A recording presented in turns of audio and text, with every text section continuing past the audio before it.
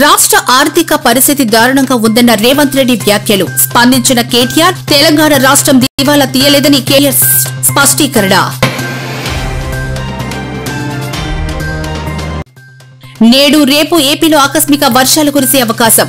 వాతావరణంలో అనూహ్య మార్పులపై అప్రమత్తంగా ఉండాలని హెచ్చరికలు జారీ చేసిన అధికారులు.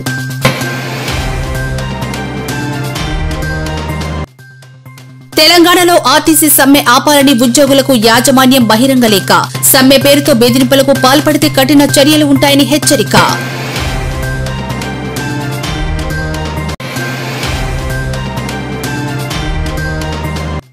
నేడు జిల్లా కలెక్టర్లతో వీడియో కాన్ఫరెన్స్ నిర్వహించిన సీఎం చంద్రబాబు పంట నష్టపోయిన రైతులకు మంగళవారం సాయంత్రంలోగా సాయం అందించాలని ఆదేశం.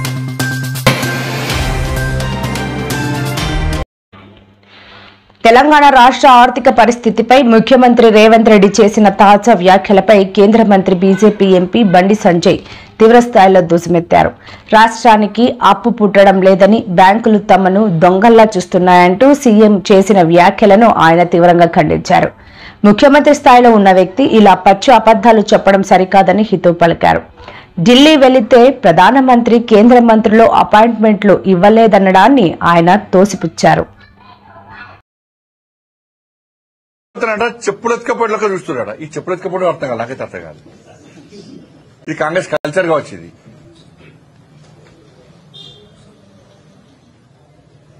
ఇప్పుడు చెప్పులు ఎత్తుకపోవడం మీద చర్చ జరుగుతుంది. ఇప్పుడు ఇక జరగాల కూడా 2023 డిసెంబర్లో రాష్ట్ర ముఖ్యమంత్రి గారు ప్రధానమంత్రిని కలిశారు. 2024 జూలైలో రాష్ట్ర ముఖ్యమంత్రి గారు ప్రధానమంత్రిని కలిశారు. మొన్న ఫిబ్రవరి 2025 లో కూడా రాష్ట్ర ముఖ్యమంత్రి గారు ప్రధానమంత్రి గారు కలిశారు. ఇక మంత్రులను పోయినప్పుడల్లా వస్తున్నారు మంత్రులను. నిన్న కూడా లాస్ట్ కు హైదరాబాద్ నితిన్ గడ్కరీ గారు కూడా కలిశారు.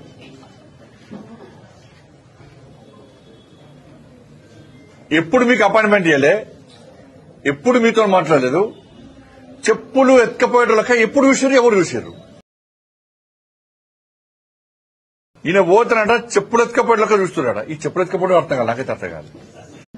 ఇప్పుడు కుటుంబంలో సమస్య వస్తుంది. కుటుంబ పెద్ద ఏం చేస్తారు, అన్ని దిగమింగుకొని ఆ కుటుంబాన్ని ఏదో విధంగా అన్ని రకాలుగా పెంచి పోషించుకునే ప్రయత్నం చేస్తాడు. ఆ కుటుంబ పెద్ద నాతో ఏం కాదన్నప్పుడు కుటుంబ పరిస్థితి ఏంది? వాళ్ళ సాక్షాత్తు రాష్ట్ర ముఖ్యమంత్రి గారు ఇటువంటి సందర్భంలో అన్ని దిగమింగుకొని తనను నమ్ముకొని ఓట్లేసిన ప్రజలకు ధైర్యాన్ని చెప్తాడా? అధైర్యంతో ఉన్నటువంటి వ్యక్తి అధైర్యాన్ని చెప్తాడా? ముఖ్యమంత్రి యొక్క అధైర్యాన్ని బయటపడ్డది నేను అన్న వ్యాఖ్యలు. ఇది మంచి పద్ధతి కాదు. ఇది ఇవాళ తెలంగాణ రాష్ట్ర పరువు పోయిన దేశంలో కాదు.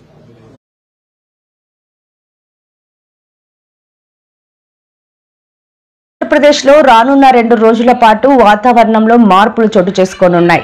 ద్రోణి ప్రభావం, వాతావరణ అనిశ్చితి కారణంగా మంగళ బుధవారాల్లో రాష్ట్రంలోని పలు ప్రాంతాల్లో వర్షాలు కురిసే అవకాశం ఉందని వాతావరణ శాఖ వెల్లడించింది. కొన్ని జిల్లాల్లో ఓ మోస్తరు నుంచి భారీ వర్షాలు పడొచ్చని అంచనా వేసింది. గంటకు 50 నుంచి 60 కిలోమీటర్ల వేగంతో బలమైన ఈదురు గాలులు కూడా వీచే అవకాశం ఉందని అధికారులు హెచ్చరించారు. ప్రజలు అప్రమత్తంగా ఉండాలని సూచించారు.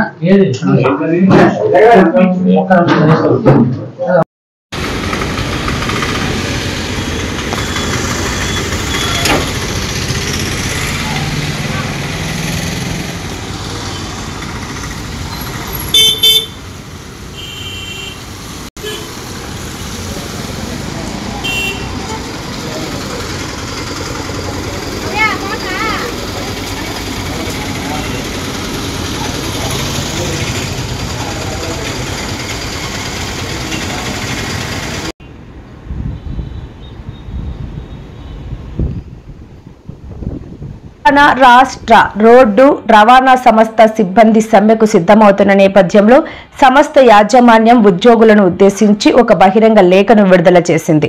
సమ్మె పేరుతో ఉద్యోగుల బెదిరింపులకు పాల్పడితే కఠిన చర్యలుంటాయని హెచ్చరించింది. ఆర్థికంగా క్లిష్ట పరిస్థితులు ఉన్నప్పటికీ ఎన్నో ఏళ్లుగా పెండింగ్ లో ఉన్న పీఆర్సీ డిఏలను ఇప్పటికే అందించినట్లు గుర్తు చేసింది.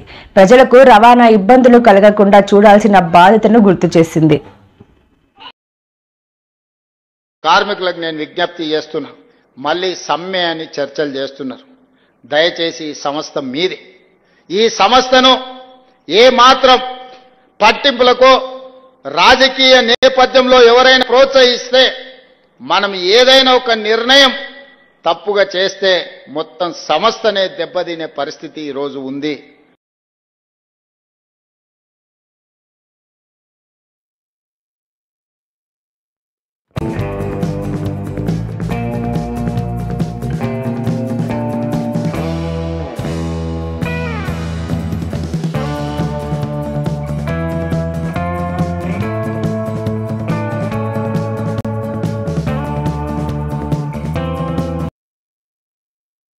ఆంధ్రప్రదేశ్లో అకాల వర్షాల కారణంగా రైతులు భారీగా పంట నష్టపోయారు. పిడుగుపాటుకు గురై 10 మంది మరణించగా పశువులు కూడా మృతి చెందాయి. ఈ నేపథ్యంలో ముఖ్యమంత్రి చంద్రబాబు నాయుడు అధికారులకు కీలక ఆదేశాలు జారీ చేశారు. పంట నష్టపోయిన రైతులకు మంగళవారం సాయంత్రంలోగా పెట్టుబడి సాయం అందించాలని ఆదేశించారు. పిడుగుపాటుకు చనిపోయిన పశువులకు నిబంధనల ప్రకారం సాయం విడుదల చేయాలని ఆదేశించారు.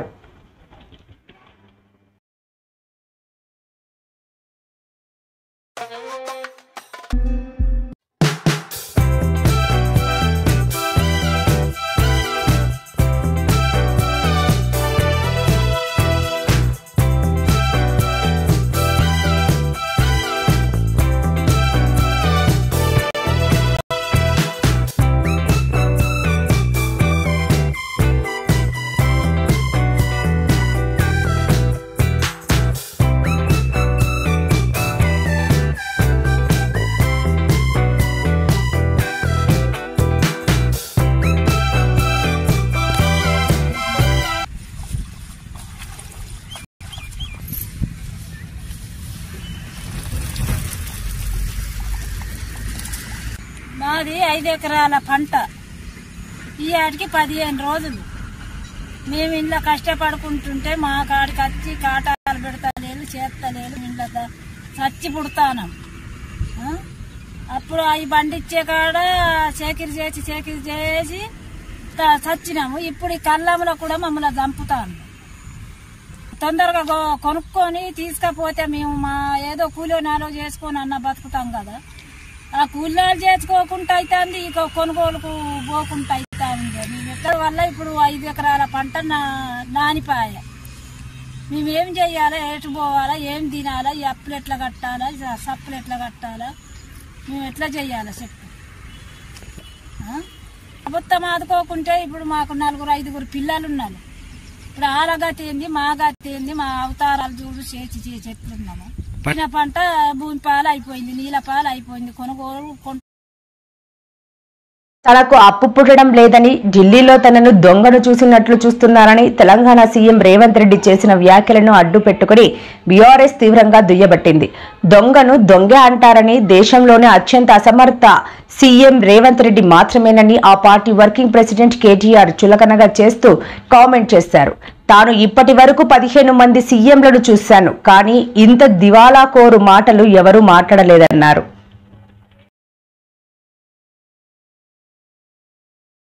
అధికారంలోకి వచ్చిన మొదటి 2 వారాల్లోనే శ్వేతపత్రం అనే అబద్ధాల జాతర మొదలుపెట్టినారు.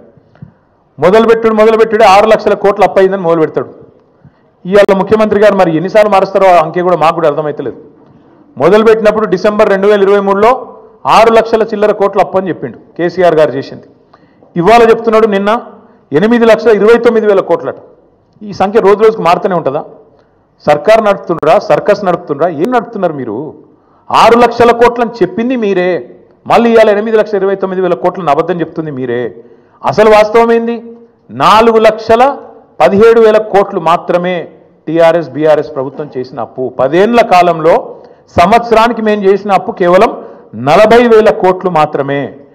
మరి నేను అడుగుతా ఉన్న రేవంత్ రెడ్డి గారిని మీరు దయచేసి చెప్పండి, మీరు 4,000 కోట్ల రూపాయల నెలసరి ఆదాయంతో మాకప్ప చెప్తే తిరిగి మేము మీకు 18,000 కోట్లతో అప్పచెప్తే 2023 డిసెంబర్లో, నిన్న ముఖ్యమంత్రి గారు 2025 ఏప్రిల్లో ఏం మాట్లాడుతున్నాడు? మేలో 18,000 కోట్లే వస్తుంది అంటున్నాడు.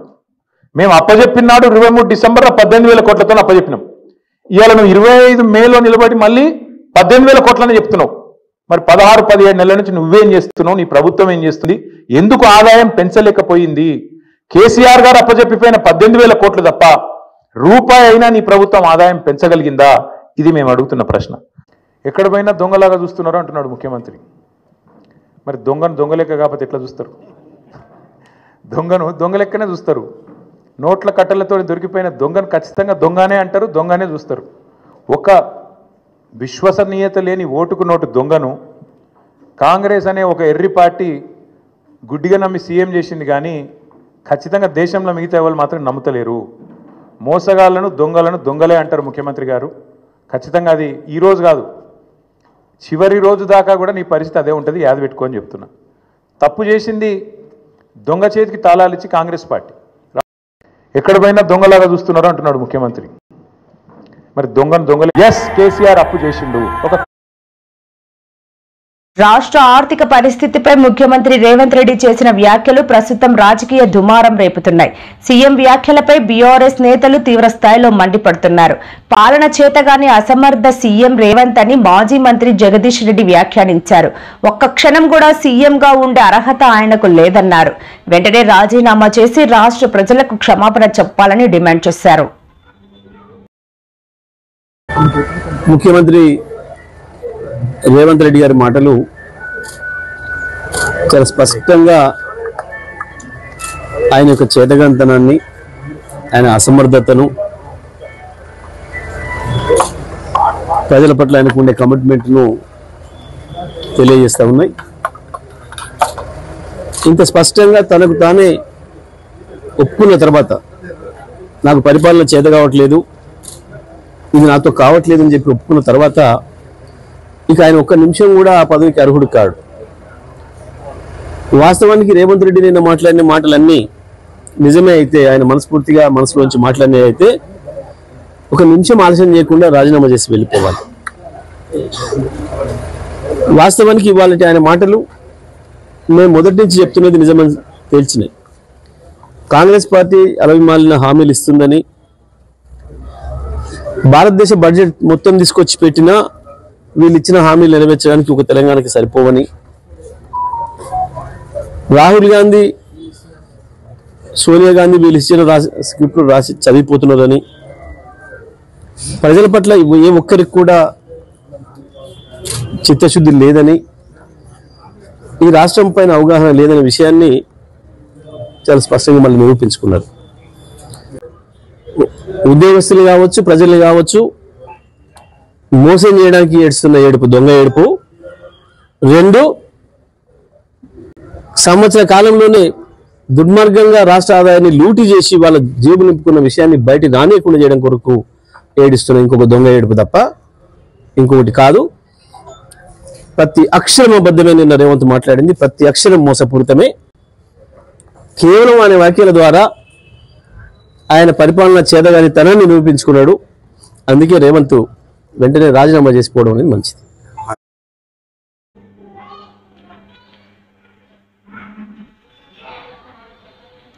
తెలంగాణ రాష్ట్ర ఆర్థిక పరిస్థితిపై రేవంత్ రెడ్డి సంచలన వ్యాఖ్యలు చేశారు.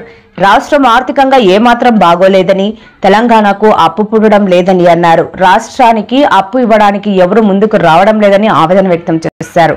అప్పు కోసం ప్రభుత్వ అధికారులు బ్యాంకర్లను కలవడానికి వెళితే దొంగలను చూసినట్లు చూస్తున్నారని, మన వాళ్ళు ఎవరైనా ఢిల్లీకి వెళితే కనీసం అపాయింట్మెంట్ కూడా ఇవ్వడం లేదని, చెప్పులు కూడా ఎటు వెళ్తారేమో అన్నట్లుగా చూస్తున్నారని పేర్కొన్నారు. ఆర్థికంగా బాగలేదు, అప్పు పుడతలేదు, అనా పైసా ఎవడు ఇస్తలేడు, ఎవరినైనా కలవడానికి పోతే బ్యాంకర్లు దొంగలను చూసినట్టు చూస్తున్నారు తెలంగాణ రాష్ట్ర ప్రతినిధులను. రాష్ట్రం ఆర్థికంగా బాగలేదు, అప్పు పుడతలేదు, అనా పైసా ఎవడు ఇస్తలేడు, ఎవరినైనా కలవడానికి పోతే బ్యాంకర్లు దొంగలను చూసినట్టు చూస్తున్నారు తెలంగాణ రాష్ట్ర ప్రతినిధులను. ఎవడు ఢిల్లీకి పోతే అపాయింట్మెంట్ కూడా ఇస్తలేడు, వీడు వస్తే చెప్పులు కూడా ఎత్తుకుపోతాడేమో అన్నట్టుగా ఆ పరిస్థితి ఉంది దేశం ముందల. అప్పు పుడితే నేను కూడా ఒకటి చేసి తెచ్చిచ్చేటోను, అప్పు పుట్టట్లేదు, ఎవడు బజార్లో నమ్మడం లేదు. స్వీయ నియంత్రణనే దీనికి పరిష్కారము. ఉన్నంతలో గౌరవంగా పుడతలేదు, అనా పైసా ఎవడు ఇస్తలేడు, ఎవరినైనా కలవడానికి పోతే బ్యాంకర్లు దొంగలను చూసినట్టు చూస్తున్నారు తెలంగాణ రాష్ట్ర ప్రతినిధులను.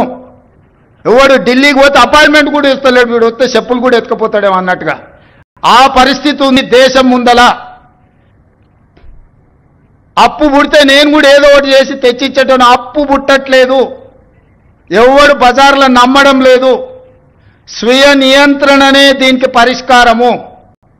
ఉన్నంతలో గౌరవంగా సంసారాన్ని నడిపితే బజార్లో ఎవడైనా నమ్ముతాడు. వీధికెక్కి రచ్చ చేసుకుంటే కుటుంబం పరువు బజార్లో పడేసుకుంటే ఎట్లుంటుందో, ఉద్యోగ సంఘ నాయకులారా, రాష్ట్ర ప్రభుత్వం అనేది మన కుటుంబము. ఈ పరువును బజార్లో మీరు పడేస్తాము అని అంటే కుటుంబ పెద్దగా వద్దు అని నేను విజ్ఞప్తి చేస్తున్నా. వెళ్తూ వెళ్తూ రైతులకు ఉచిత కరెంట్ ఇచ్చినా అన్నాడు. విద్యుత్ శాఖకు దాదాపుగా ఈ ఉచిత కరెంటు పేరు మీద 1000 కోట్ల రూపాయలు బకాయిలు పెట్టిపోయాడు. ఈ విద్యుత్ శాఖ కోసం సింగరేణిలో బొగ్గు కొన్నాడు, సింగరేణులకు 1000 కోట్ల రూపాయలు బాకీ పెట్టాడు. ప్రాజెక్టులు కట్టినా అన్నాడు, కాంట్రాక్టర్ల బిల్లులు 50,000 కోట్ల రూపాయలు బకాయి పెట్టిపోయాడు. రోజు 7,000 కోట్లు అప్పులు చేసిన చంద్రబాబు ప్రభుత్వం గత నెలలో 5,750 కోట్లు అప్పు చేసిన ప్రభుత్వం. ఆర్థిక సంవత్సరం 2వ నెలలోనూ భారీగా అప్పు చేసింది. ఇప్పటి వరకు 1,59,000 కోట్లు అప్పు చేసింది.